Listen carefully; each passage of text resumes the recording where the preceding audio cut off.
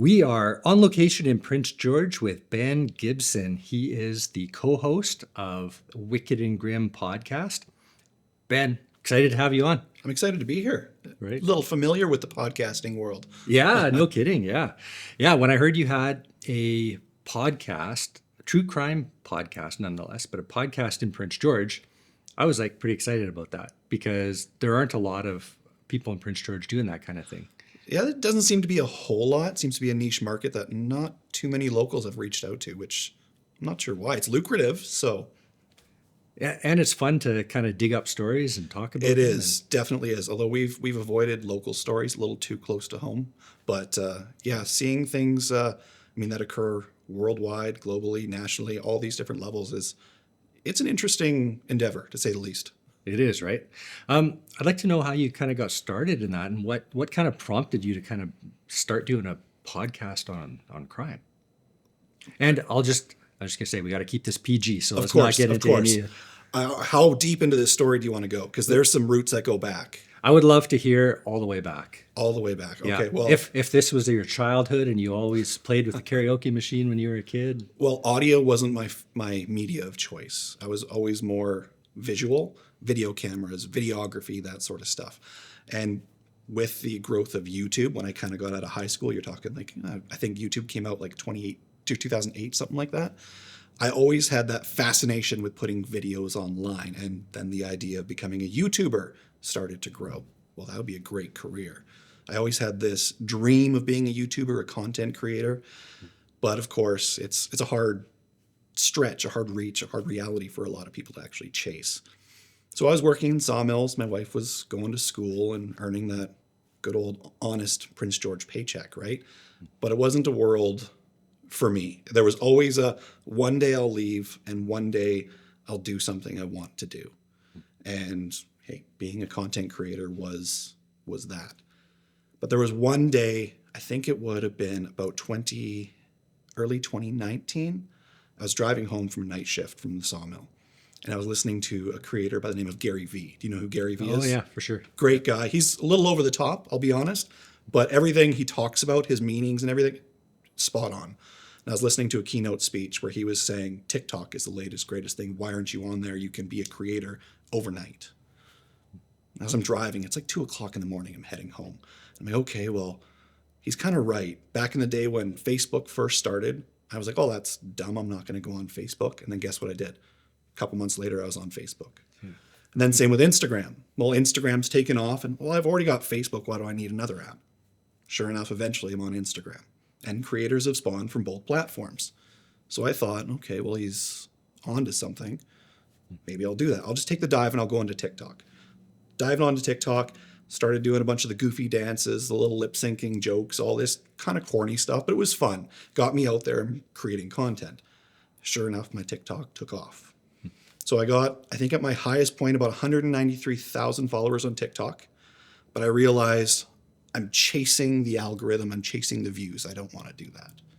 So what's something that I can do where I create and people chase what I create instead of me chasing to show them what I'm creating?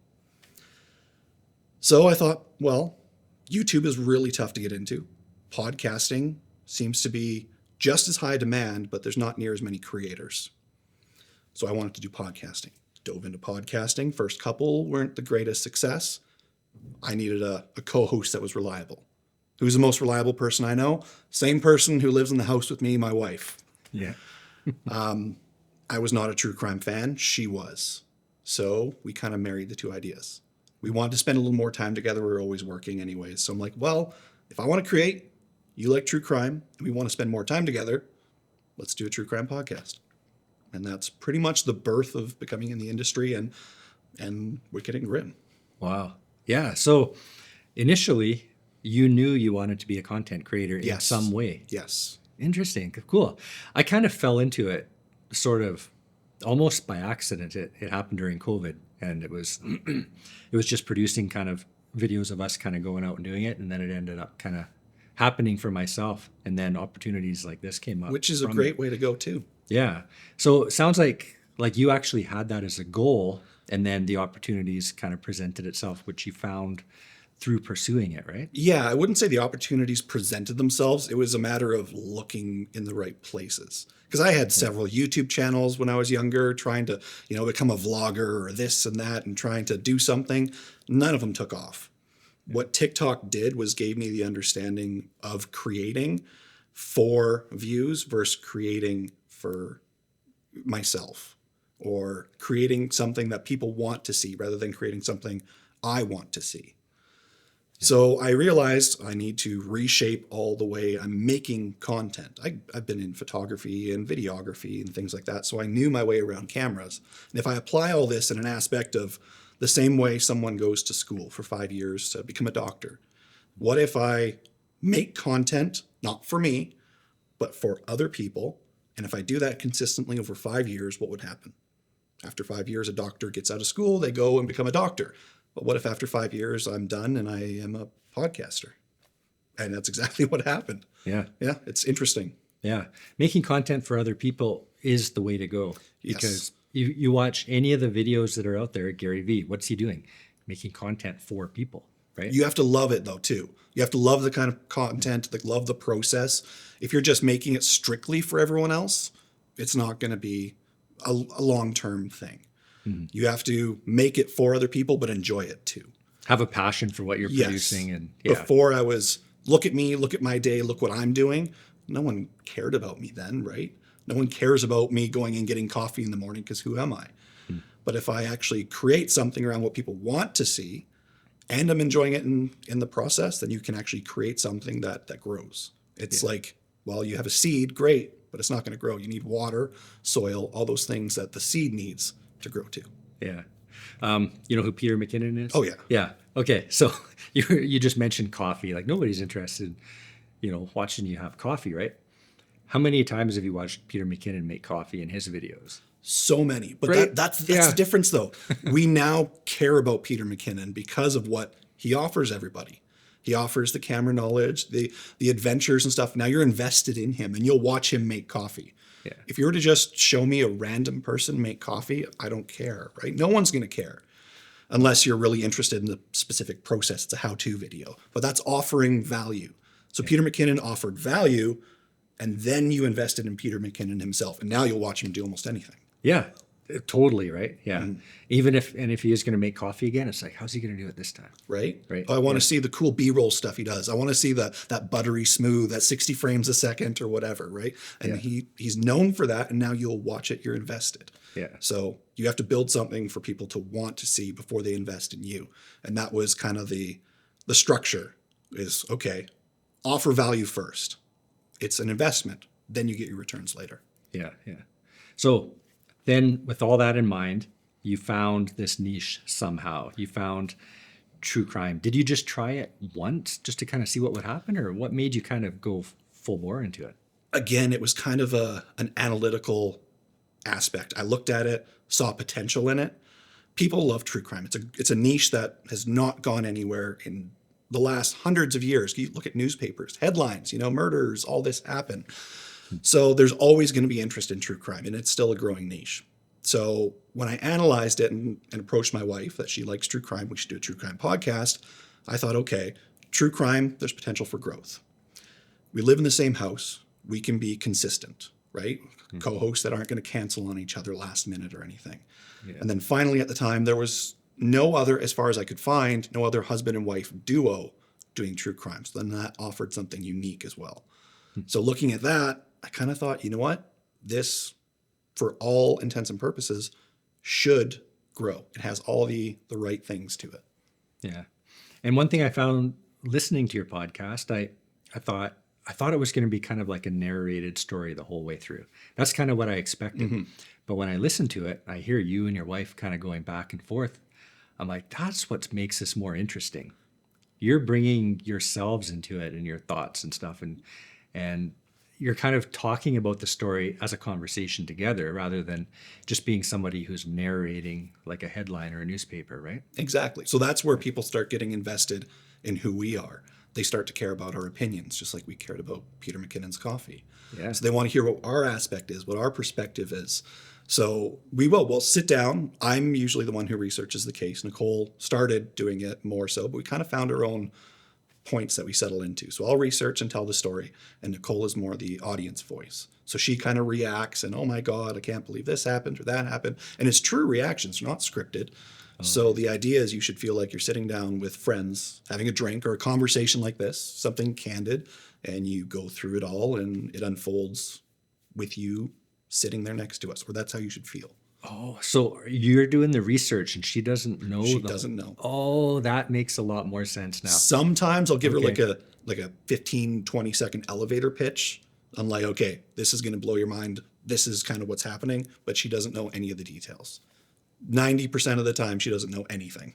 Okay. Yeah, she's going in blind. Nice.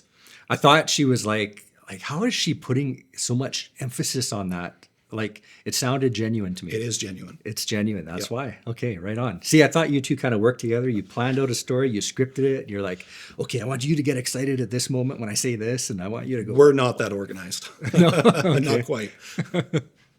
Nice. Well, organization's a huge thing with is. the research. Okay, first of all, how do you pick a story?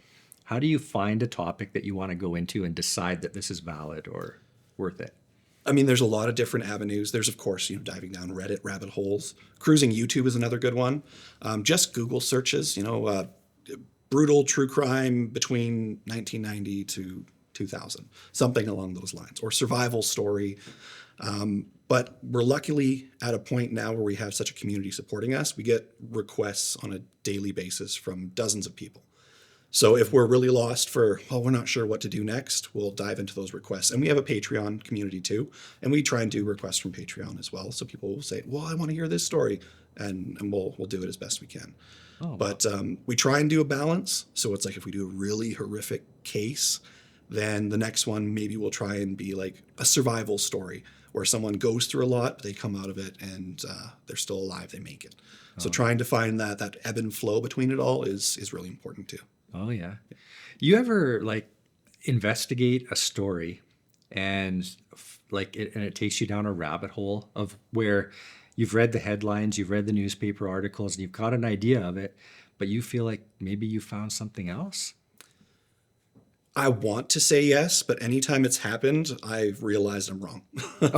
In today's world of the internet, this information is so much out there, and there's so many web sleuths that are really diving into stories.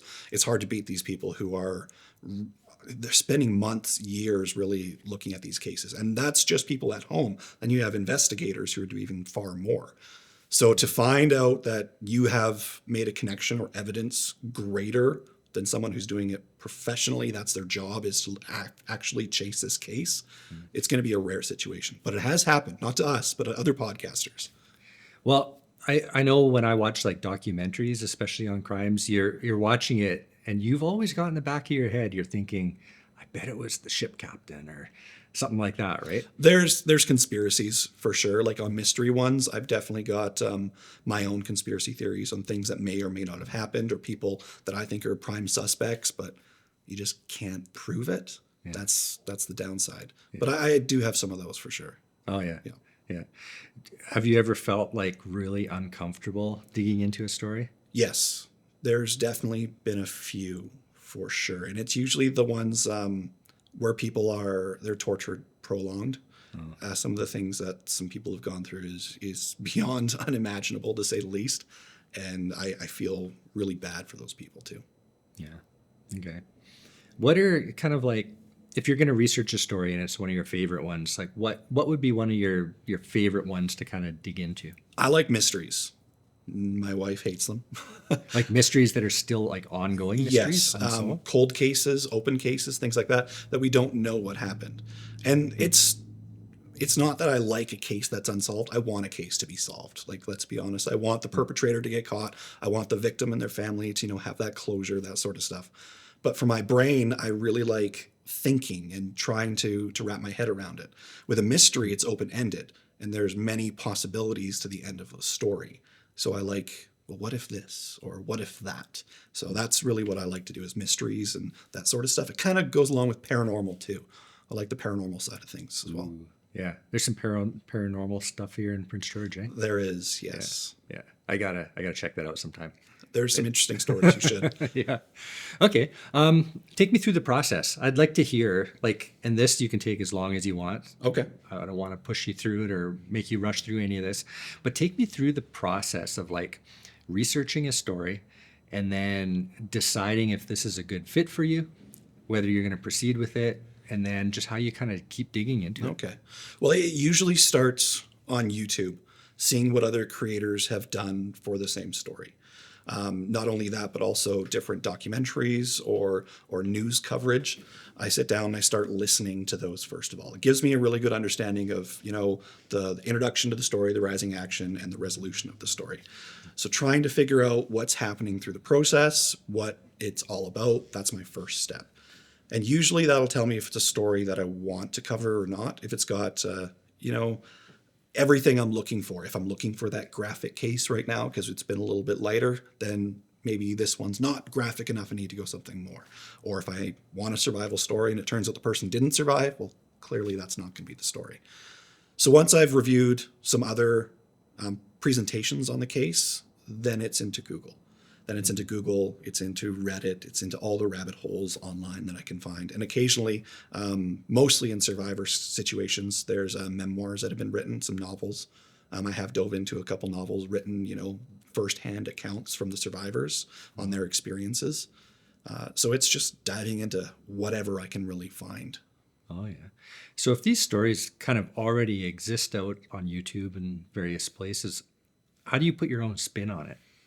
Well, we can all put our own spin on anything. It's your own opinion, right? So first, it's story and presentation. What I really love is storytelling. That's kind of what I found out with my videography and things like that. I'm not so much about doing video or film. It's telling a story. I also love Dungeons and Dragons for the same aspect. It's storytelling. Mm-hmm. So telling a story in your perspective and then putting your opinions in there as well. I think this person could have done it, or whatever your perception is, that's what's going to make it unique. I mean, you are you, right? You have your podcast, your opinion, your stories. That's what people want to hear. If you can give them, something that they want to see, they have that, what's the word I'm looking for? Something of value. Then you put your own spin on it. That's what's going to make it so people want to see you again and again. Oh, yeah. So while you're researching this, you're looking at podcasts that already exist. You're looking at YouTube videos that are out there. You're looking at kind of Reddit pages that cover these topics. What about stuff like there must be public domain police records and stuff like that? There are some, yes. They're hard to find a lot of the time, but there definitely are some out there. And when you find them, they are a gold mine. There's some where occasionally you can even find autopsy reports and everything. Not everything is always put online. You'd have to go to, directly to the police or their detachment or whatever to request those files. But that's not something we've ever done before. It's usually finding it online is our primary resource. Yeah. Makes sense to just kind of find what you can just to get the episode together. Otherwise, you could spend a month on one. That's true. And our turnaround time is relatively short. We do 2 cases a week. Yeah. So waiting for, people to come back with files and everything is not always the most efficient. Oh, yeah. Is that start to finish 2 a week? Start to finish 2 a week. No way. Yep. Oh, wow. Occasionally I'll have a case or 2 in the back burner where I slowly research it and really dive into. Yeah. But typically it's, researching a case is start to finish about 3 days. Wow. How do you not cross lines and stuff? It's kind of that in one ear, out the other mentality. As soon as I'm done with one case, I mentally put it over here and it's on to the next one. Oh, yeah. So we've got people who comment online or talk to us and everything about the cases and what's your opinion on this one or that one. I kind of, wait, what's that case again? I got to listen to what we said about it or read my notes again to really refresh my memory.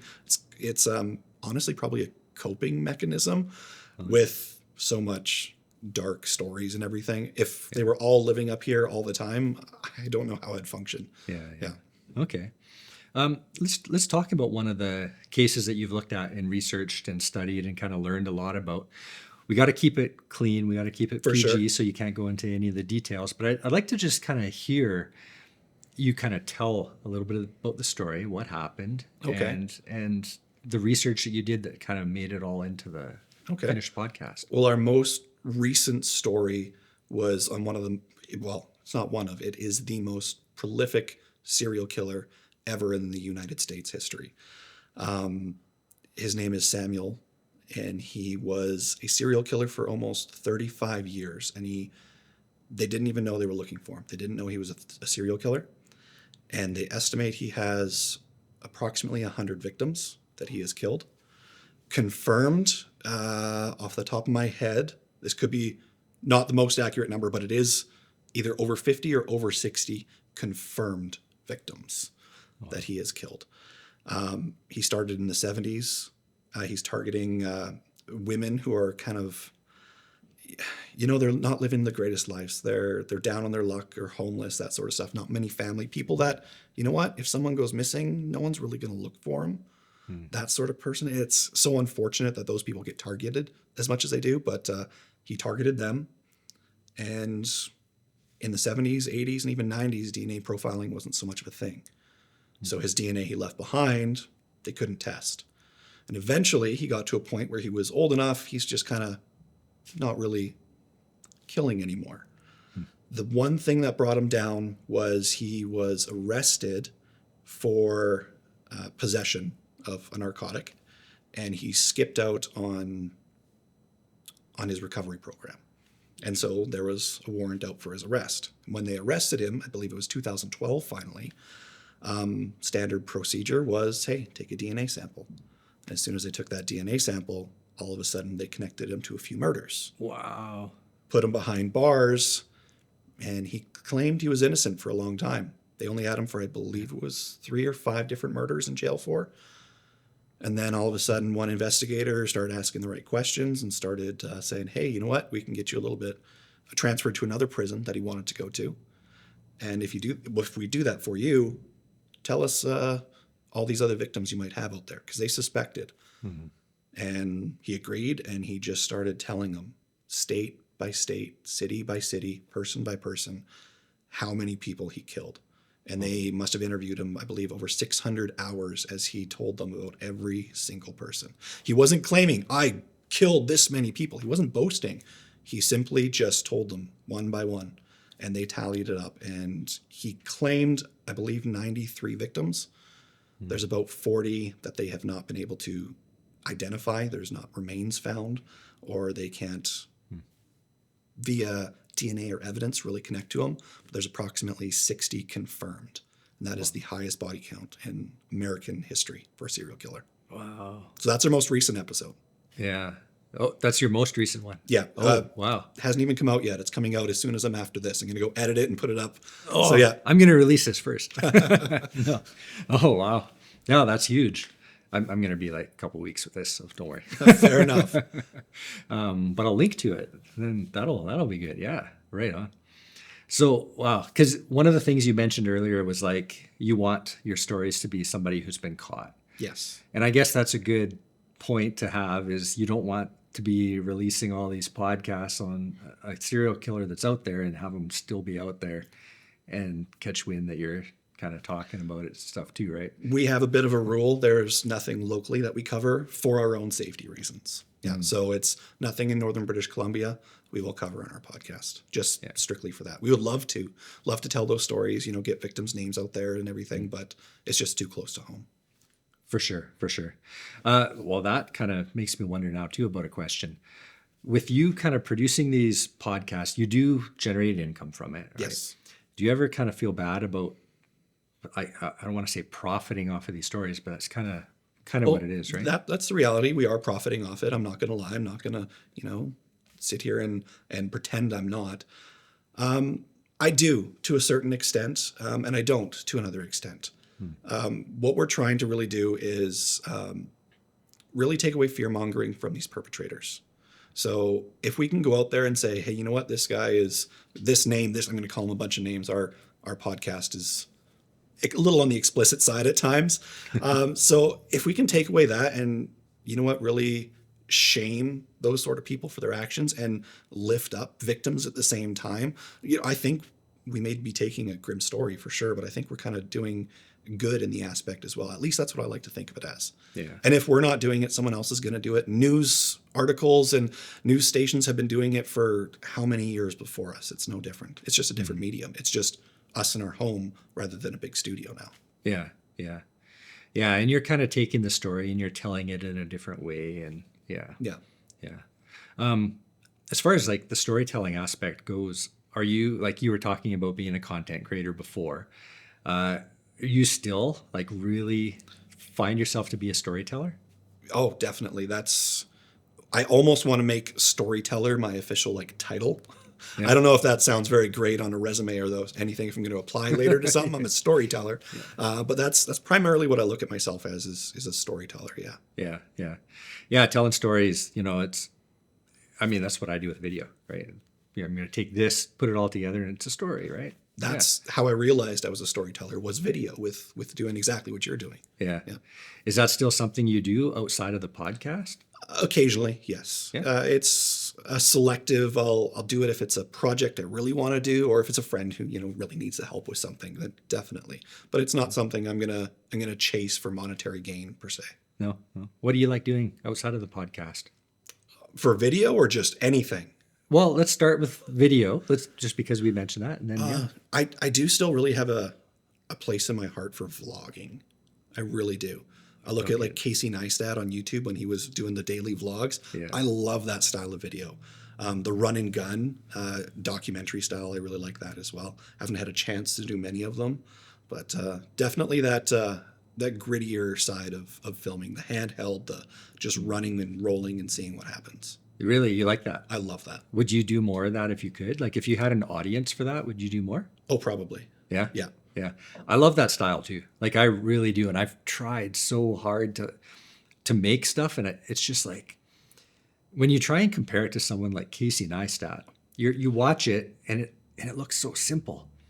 It just looks so simple. And then you break it down and try and replicate it and realize, I need to go over here. I need to put the camera on a tripod. I need to point it this way. I need to go across the street. I need to walk down the sidewalk. Well, then you need a drone and a GoPro and all these sort of angles and stuff. It builds so fast. Yeah. But when it comes together well, it comes together so well. And I love it. Yeah. And he's really good at it. Casey Neistat I'm pretty sure he's got the title a vlog father for a reason, because he's done so much for the genre, the niche, and he did it so well. I found him late on. Like he was making videos years before I ever heard of him for the first time. And I heard about him the first time because he did a video with Peter McKinnon. Oh yeah. And the two of them went to Amsterdam, and both of them produced a vlog of the exact same trip, and they're so different and they're so good. But just the fact that he did this with another person made me kind of think, hey, that's something I want to try. And then when my family, we all went on a holiday together, and I vlogged the whole holiday. And it was awesome. Like it was so cool to have the camera there, to talk into it, to get everybody's reaction, get the kids' reaction. Hey, what do you think about that thing over there? And the best part of it is that unscripted nature, in my opinion. What's your kid going to say? We don't know, right? And then your kid could say something funny and makes the whole video. Right. I'd actually love to see that. Do you still have it up on YouTube? I don't know if it's on YouTube. Or do you have it anywhere? I have it on Facebook, yeah.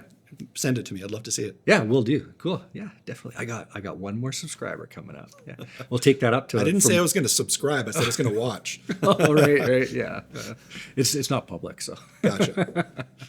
But yeah, talking about subscribers, yeah, been not trying to be a content creator myself. I create tons of content for other people. Got like 129 subscribers on YouTube right now, and I've had the channel for like 5 years. But yeah, creating material that people like to watch is so much fun. It is. But like I said, going back to the amount of work that goes into it, I imagine with the true crime, like how long are your podcasts usually? 45? We aim for between 45 to 50 minutes. Yeah. That's about an episode. Some are a little bit longer, some are a little bit short, but that's our sweet spot, 45 to 55. Yeah. So for every minute of that podcast, there's like 10 minutes of research that probably went into that. Approximately. Right? Yeah. Yeah, that's a good way of putting it. Yeah. Yeah. But you love it. Oh, I do. You love it. You enjoy it. Yeah. I do. Honestly, the best part, like I said, is being able to tell a victim's story. There's cases I've told before where people have commented or messaged us about, I've never heard the story. Thank you so much for sharing it. We've actually had victims' families reach out to us too, thanking us for sharing the story, telling us we did a really good job, and just appreciating that we're keeping their voice alive. Really? Yes. You have, eh? Yep. Wow. That's amazing. Like what? Oh, that kind of gives me chills thinking about it. But like, what were your thoughts when that happened? Oh, you put it in really good words. It gives you chills. There's nothing else that I can say that would, it made me feel really good. Like it did. It's a moment you can't put into words. Someone's thanking you for giving their family member who's passed violently a voice again. That's something you can't just replicate. Yeah. You can try, and sometimes it might happen, but it's just a situation that it gives you goosebumps. Yeah. And it must kind of inspire you to kind of look at certain other stories. It does. It really does. Yeah. But in that sense as well, we've also had convicted individuals reach out to us as well, asking that we tell their side of the story too. We've had people who are behind bars writing a book on their perspective and ask us to bring them on the podcast to tell their story, and we refuse each time. You do, eh? Yeah. Why is that? I don't want to tell their story. They're a convicted individual who murdered and took another life. I don't feel that their voice should be heard. Okay, so they're definitely guilty people. Yeah, they're convicted. Not telling you they're innocent. Convicted, behind bars. Yeah. Yep. But they're not telling you like, I'm innocent and I've wrongly convicted? No, we've had people say, you know what, I've convicted of this, and the way that the trial went, I didn't like it, and they used this evidence against me. They weren't legally allowed to. Like just those little things where you can tell they're grasping for straws. And if you say I'm wrongfully convicted, I have proof, that's a whole different story. Yeah. But if you're convicted and say, well, I don't like the way the trial went and this evidence shouldn't have been used, that evidence is probably what put you behind bars and said that you did it. So I'm not going to help you have a voice. I'd rather give the victim a voice. Yeah. It's not fair. They took a swab after I didn't show up for right, things like that, right? So yeah. I understand that there's regulations and procedures in law for a reason, and I get that. But if you're convicted and you're arguing semantics, I don't know if that's something I want to keep going. I hear you. Yeah, I thought it might be more of a person who is or claiming to be wrongly convicted and wanting, like, I didn't get a chance to tell my story. We haven't had that yet. You haven't? No. If we have someone like that, then I would definitely take that for sure. So what do you say to someone? Like you obviously, it must be through email then. It's not like a phone call, right? It's email. I just don't respond. You just don't. Yeah. No. Honestly, like we get a lot of emails, a lot of comments. We can't go through them all. And even if we do see it, lots of times it's months later that we'll finally see someone's comment. But yeah, an email like that, I will just either delete it or ignore it. Yeah. Oh, going through so many emails. That's crazy. Yeah. Well, let's talk about the success of your podcast a little bit, because we should. What do you want to know? Let's hear. I want to know like how many episodes you have, how quickly it grew. Let's go back a little bit first, because you had told me you kind of started it very slow, right? Yes. You started it very slow, and then there was something that happened partway through that kind of made it spike. So initially we started with one episode a week. It was every Tuesday. Just the most recent, I think, year and a half ago, we started 2 episodes a week. But initially it was that, hey, we're putting out a piece of content into the world and someone might watch it eventually. Very low views, right? Low listens, I guess, because it's an audio format. So we were getting, 20, 30 downloads, that sort of thing, an episode. And then it started to grow a little more from 20 to 50 to maybe 100 here and there. And then it seems like Spotify, shout out to Spotify, pushed our podcast. And suddenly we had a big spike in listenership. And I thought that was just, oh, a lucky break, but I realized that's actually the industry. That's very equivalent to like going viral, right? You made a good piece of content, and so the platform pushed it. So that has happened a few times over the course of our podcast career, is platforms pushing our content. We get a spike in that listenership, and then it kind of levels off again. So I think it would have been probably within only a few months of us starting the podcast and being very consistent every single Tuesday. We had that first spike on Spotify. I was going to ask you about the consistency. How do you stay consistent without feeling too repetitive in what you're doing? I don't know if I have an answer for that. I do feel repetitive at a time. Yeah. I do. There's times where I'm like, oh, I feel like I'm telling the same story. I feel like I'm wording things exactly the same, verbs, nouns, all this sort of thing. It's coming out the same. But I just need to remember, just because I feel it's the same doesn't mean someone else is going to feel it's the same. Exactly right. We might tell the story, and you know what? A reaction might be different. A person's name is different too. Like, this is a different person, a different thing that happened. Just because, you know what, two cases are similar doesn't mean that they are the same. It's different. It's a different person. And I got to remember that too. So I'm not regurgitating the same information. I'm putting out there the victim story. I'm putting out there the best I can, a story told. Might be telling the story in a similar way, but not everyone's going to hear every single episode the way I hear it in my head. Just because I think, oh, well, I used that word last time, they might not hear that same repetitiveness. Yeah. And in all honesty, they're coming to your channel for a certain level of repetitiveness, right? To a degree, you're right. Yeah, definitely. Yeah. They have an expectation of you that you're going to deliver a certain product, and yes. Yeah. I had somebody on last week, and they were talking about that consistency, and that it's not necessarily a bad thing, because you need to get a consistent message out multiple times before somebody absorbs it. Right? That's true. That's very true, actually. Yeah. So I imagine for you, if you were telling a crime podcast and then you told maybe one more crime podcast, and then you decided to switch over to like a lifestyle of like a famous person, and then you're talking about cars, people would kind of lose interest. They would, I'm not going to listen this week. Definitely.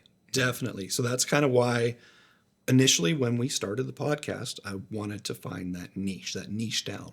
That's why, you know what, my wife likes true crime. That could be our niche. It'll be consistent.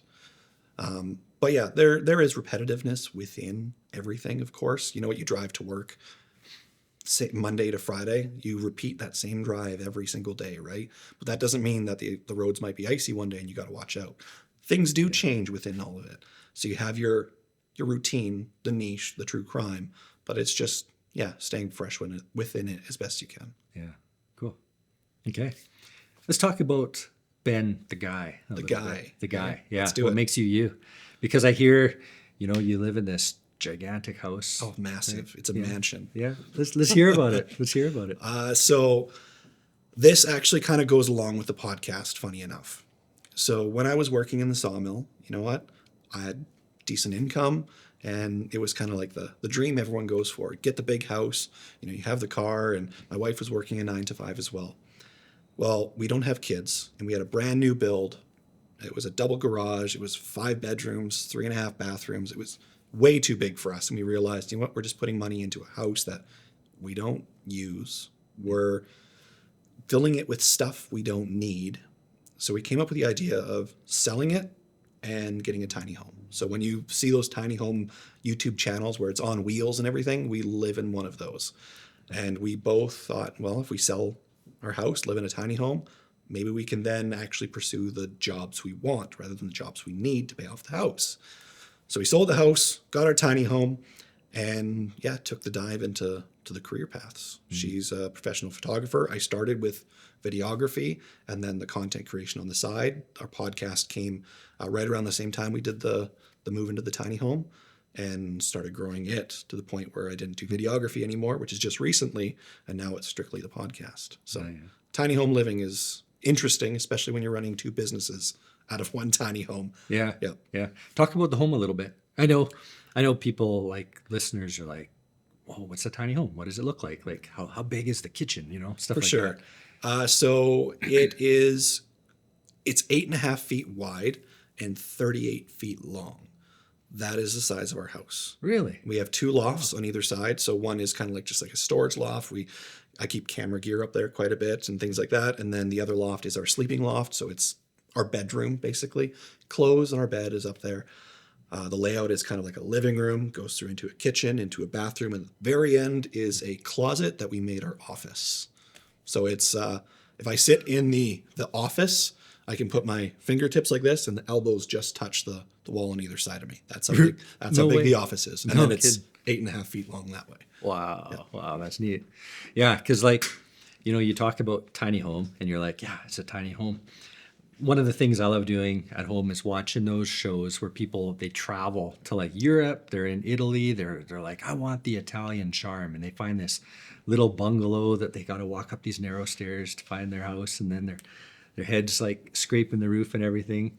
And then, but that's like a necessity that kind of comes for people. But you're choosing that. We are. So the way we looked at it is we can, have a really cool, awesome big house and jobs we're not too fond of, or we can have a really awesome tiny house and jobs we love. And then eventually those jobs could potentially grow to the point where we just get another home again. Yeah. And if not, so be it. We have a tiny home. Yeah. Well, and I love that you decided to do that because a lot of people aren't doing that. A lot of people I need the extravagant house. I need the big truck. I need, a boat. And they're living this lifestyle. It's like a video game where you put skins on stuff, right? Yes. And you're just kind of like, it's for everyone else. It's not really for you, right? Mm-hmm. Yeah. And well, it's a matter of where do you want to grow? Do you want to grow in what you own?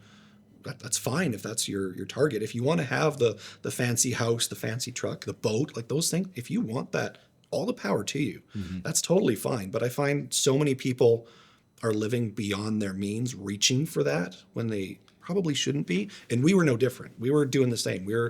I wouldn't say house broke, but we were definitely starting to go into uncomfortable amounts of debt with a house that we didn't need and things we didn't need. Yeah. So the idea of, what if we just take a different lifestyle and really narrow down our square footage and get rid of stuff we don't need? Sure, maybe society looks at it as a negative, but we'll gain positive later. There'll be, again, that investment there'll be return on that investment. And there's definitely returns on the investment. We're much happier.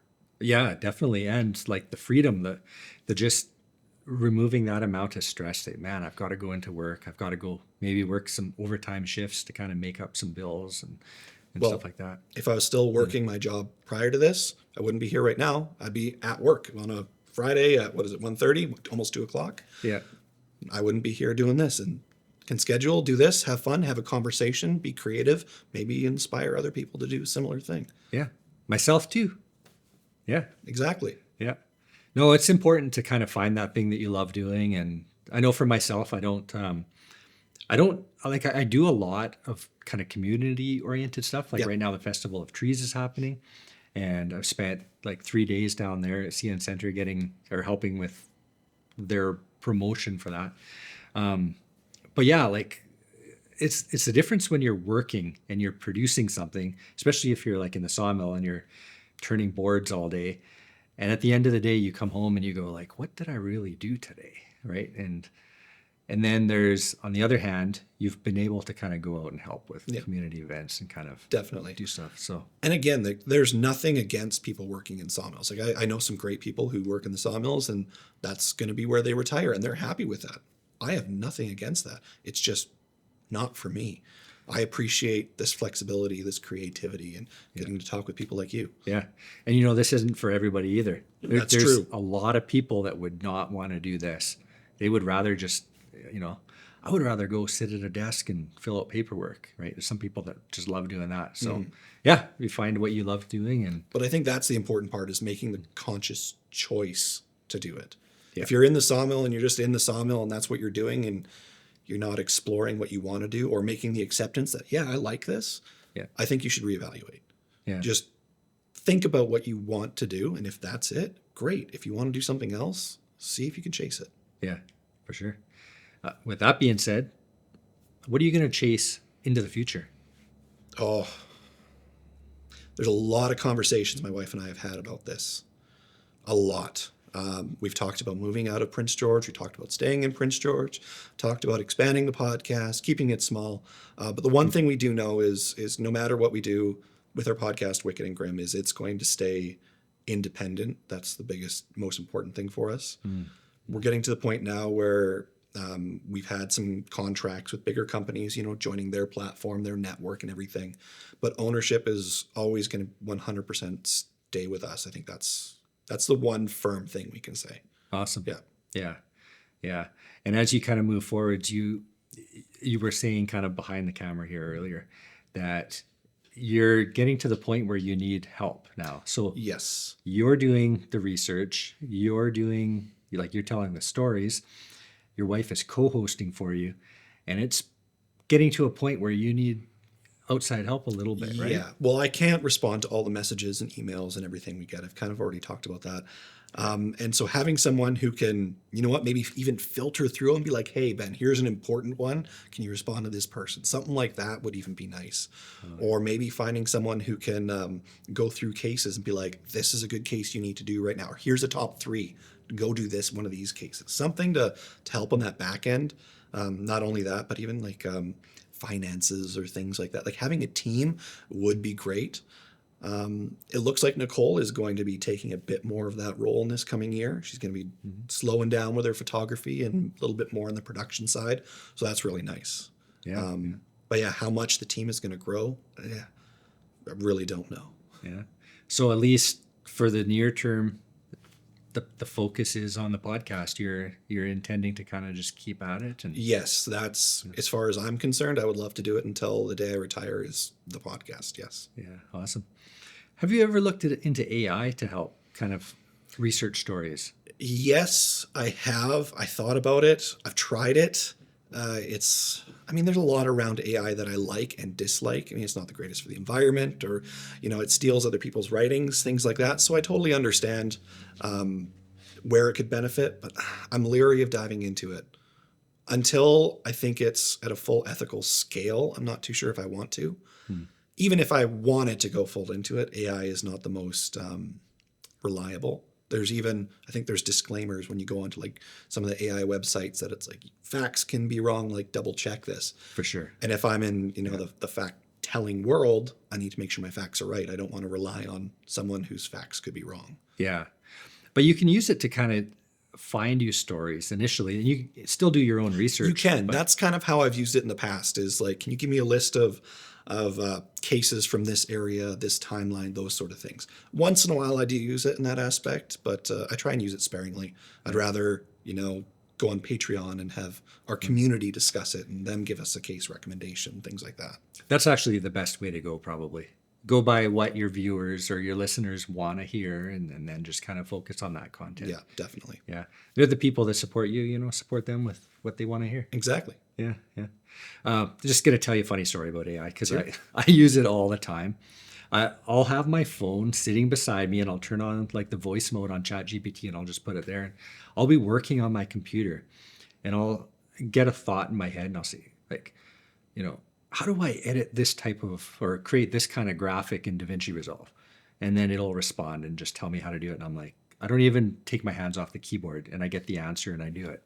That's cool. And yeah, but then I'll forget that it's on, and it'll just sit on for an hour, right? And then, my wife the other day walked down, and she's like, I don't feel like cooking. Like, you want to order pizza? And then the AI is like, pizza sounds great. It just kind of answers. It just jumps in and carries on the conversation that you're having, right? That's good. I like that. But yeah, they're really neat to be able to kind of go back and forth with and give you ideas, because it's only been in maybe the last 3 months that I've really started using it to help me with my work, and to kind of be able to question it and ask it to kind of look something up or tell me if this is true or not. And it goes online, it'll find you the information and kind of tell you. But like you said, it could be wrong. They do hallucinate, they call it. Yeah. But if you kind of get as much information as you can together, and then use that to kind of base off your research on it, can probably save you a ton of time. It probably could. You've got a lot of good points. There's some reservations about it. Just, I don't know. There's there's things that I don't know about it yet that I'm not comfortable not knowing before using it. I've heard things about how it's impacting environments and, it's stealing writings or other artists and this and that. And I don't know how it takes all this information and mashes it together to give you the end result. Mm-hmm. I want to know how it really works before I do that, if that makes sense. Oh yeah. I have nothing against other people doing it. Hey, totally fine. I think it's a great tool.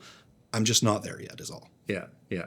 I know. And if I was talking to somebody else, they might be telling me, "Oh, you shouldn't be giving your voice to that thing because it's who knows what it's going to do, right?" Definitely. But it's true enough. It's true. Like you don't know what's happening with it. But I have used it a time or two. Like for Friday the 13th, for example, I recently did a little image with ChatGPT on like, well, give me an image of my wife and I running away from serial killer for a Friday the 13th Instagram post. Couple little like things like that. I'll use it casually, I guess, is the best way to put it. Yeah. Cool.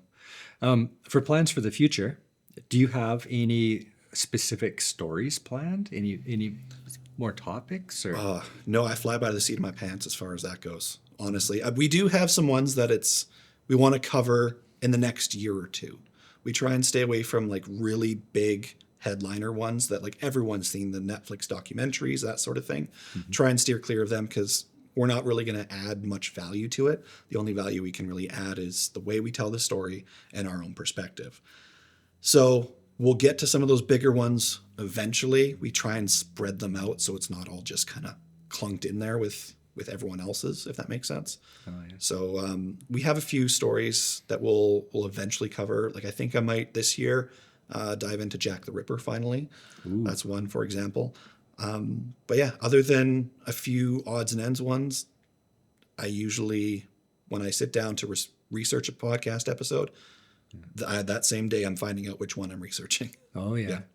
If you did do something that was kind of like Jack the Ripper, would that be like a one-time thing or would that be like a 6-part series or how would you do that? We've done 2-parters before. I don't know if we've ever done a 3-part case. But Jack the Ripper might be one of those cases that is at least a 2-parter, maybe even potentially a 3. Yeah. Because some of those stories are huge and there's so much kind of going on. And definitely. But we try and balance our storytelling with too much of minute, monotonous details. Because you can say, for example, well, this person at this crime scene, there was 6 shotgun shells. So I might just say, well, there were 6 12-gauge shotgun shells found on the ground. Or you can go in and say, well, there was a shotgun shell found over by the fireplace, 2 in the kitchen, right gathered together, which indicates that they were shot at the same time. So it's depending on how you tell the story, it can slow it down or speed it up. We try and make sure that we don't have too slow of storytelling on our show. So some of the details we will speed up, which prevents us from getting to 3, 4-parter episodes, and 2-part is generally the longest we've done. Cool. Do you know, I might get his name wrong. I think it might be Dan Carlin. He does like hardcore history. Oh, okay. He'll tell a historical story. It's all him. Yep. It's all him and it's all narrated. So it's not like yours where you and your wife are kind of going back and forth. It's all him just laying out an entire story. Oh, cool. But man, he is the guy who will tell you about 2 smoking 12-gauge shotguns smelling of sulfur. And he just like goes into the story, but his are like 4 hours long. They're like, you put your earbuds in, you close your eyes, you go to sleep, and then wake up at like 4 a.m. when it's over, right? Type of thing. See, I think if we did that, I do it sometimes. I'll like introductions mostly is where I really get heavy in the story. But if we were to do that in our format where Nicole, my wife, interjects with her opinion, she's the audience voice, I think it'd be too jarring of a change. True enough. Yeah, you're right. Yeah, so it would really take you out of the atmosphere, and then all of a sudden you're now in a conversation, and then you'd have to rebuild that all up to again jar you out of it. So I think trying to be more casual with it is why we don't get too into. We do get very into details. We don't get too descriptive at times. We very sparingly in choosing with it. Yeah, that made me wonder because when you first told that, you said shotgun shells. Yep. And then you said, when you described it, you said 12-gauge shotgun shells. I guess like accuracy in those stories, you got to make sure you're 100% accurate, eh? Well, if you have a different gauge shotgun found at a suspect's home versus what it was used at the scene, that tells a lot, right? Yeah. So details are important, but you may not need, it's a 12 gauge shotgun shell. One was found standing on end. Well, that standing on end may not be important to the case, might be important to your story, depending on how in depth you're telling it. Those little details, lots of times, we don't necessarily cover because it's more casual the way we tell it. But you also got to make sure you don't add something in. That's like, incorrect. If it doesn't say 12 gauge anywhere and you said 12 gauge, then now you're kind of, Yeah, there is some creative freedoms. Like if I'm talking about a case that occurred on November 28th and it was -8 that morning, I might take some creative freedom and say it was a frosty morning because I can assume it would be frosty. But other than that, you don't want to take too much liberty in the story. You got to be pretty accurate. Yeah, I feel like with what you do, you can't really have hardly any at all, eh? Like, Not really. Yeah, yeah. But it's how you tell it. That's where you get the creative flow going. You can tell it from the perspective of the perpetrator. You can tell it from the perspective of the victim. You can tell it from the perspective of the investigators. You can tell it from the perspective of the person who might have found the body. So when you start with a case, where am I starting? Am I starting with the victim when they were, first born, their birthday? Am I starting with the perpetrator when they were first born and maybe the terrible upbringing they went through that really created this monster? Or am I starting with the lights flashing across a dimly lit house on a Sunday morning at it's 4:00 and the neighbors phoned in to see a bloody trail up the driveway? Oh, yeah. So it's depending on how you paint the picture. The picture can be a dedicated picture. You have to paint a house, the lights, everything, but you can paint it your own way still. Think if Picasso painted a house versus, Bob Ross painting a house. Oh, yeah. It's going to be the same house, but it's going to look different. Right. Yeah. Their own kind of the way they saw it as well as the way they want to present it. The facts could be there. Two windows out front, purple curtains, a brick sidewalk leading up to the home, 2 cars parked in the driveway with one hedge and asphalt road in front. Yeah. Could all be the same, but it's going to be portrayed differently. Yeah. TV shows that you watch that are like, it says, this is based on a true story. Yes. And you never know what they're adding in that not part of the story, right? It could be the part of the story that it is based on is the guy's name is Mike. Right? Yeah. That could be it. But no, with us, it's very much so. It's true crime. It's exactly the details, the investigation. It's all of it. As true as we can be. And you're trying to tell that true story as true as you can. Yep. Yeah. Yeah. It's nice. As far as the future goes and producing the podcast, if the ultimate dream of yours kind of came true and you woke up one day and there was a Patreon deposit and somebody's like, hey, I just love your podcast. I wanted to leave you a little gift here. And this was enough for you to go in any direction you would go. What would you do? I don't know if you're going to like my answer. I don't know if I'd do anything different. I'd do exactly what I'm doing now. We already took that dive. We sold our house, got a tiny home, and pursued exactly what we want. So I'm exactly where I want to be.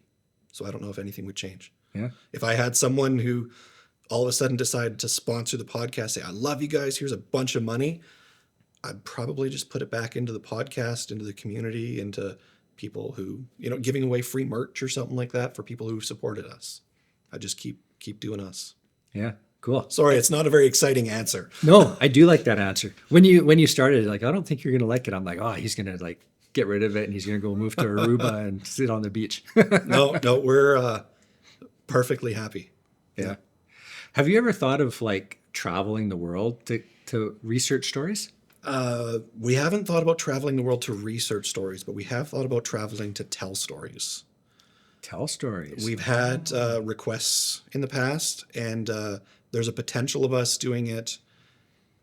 I don't want to say 2026, but 2027. There's a potential of us traveling to do live read episodes. Really? Yes. That's exciting. That's cool. Yeah. It would be really interesting. We've done a live episode here in Prince George. I believe it was for our 200th celebration episode. We did it live, recorded it live. because it was live recorded, the audio was absolutely horrendous. So I don't know if we'd actually release a live episode ever again, but we'd at least do it live. Maybe it'd be like an exclusive story, something that you'll never hear in the podcast, but we'll cover it live and go travel and do it that way. Oh yeah, that would be really neat. Yeah. Have you ever kind of visited a location of a story that you've told, or Haven't visited locations of many stories. There's some that I would like to visit, but some of the local ones, I mean, I definitely have visited.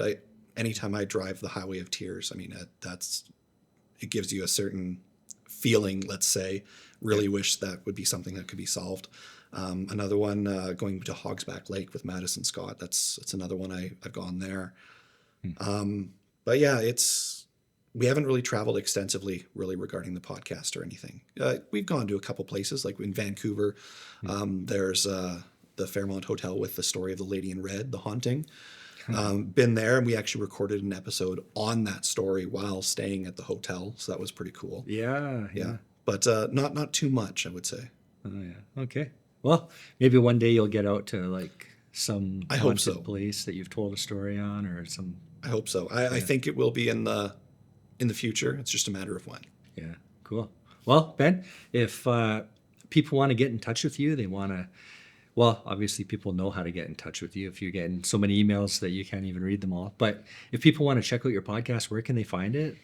We're on all audio platforms pretty much. If you can find a podcast, if you listen to any podcast on an audio platform, we'll be there, like Spotify, Apple Podcast, Amazon, like all those. We even have just a website where you can listen to our podcast. It's wickedandgrim.com. And give us a Google. You'll find it. And you're releasing new episodes every week. Episodes every Tuesday and Friday. Tuesday and Friday? Right on.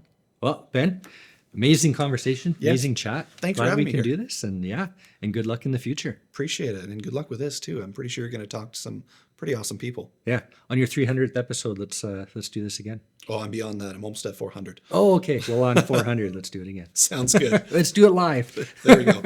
All right. Thanks, Ben. Yeah, no problem.